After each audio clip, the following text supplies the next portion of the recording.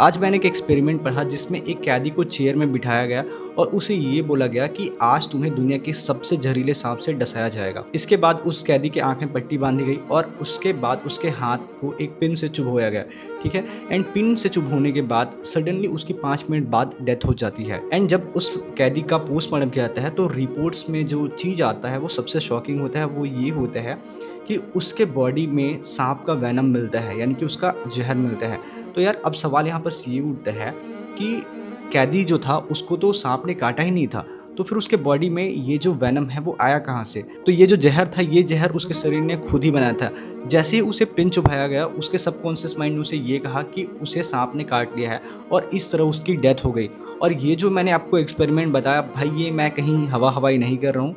ये जो एक्सपेरिमेंट है वो इस बुक में पावर ऑफ सबकॉन्शियस माइंड में लिखा है और ये जो बुक है बाय जोसेफ मर्फी है। तो इस एक्सपेरिमेंट से हमें यही सीखने को मिलता है कि यार हम अपने लाइफ में जो भी चीज़ें सोचते हैं ना, उसे हमें बड़े ही सोच समझ के सोचना होता है। अदरवाइज़ हमारा जो सबकॉन्शियस माइंड है वो बहुत बड़ा प्लेयर है, ये हमसे कुछ भी करवा सकता है।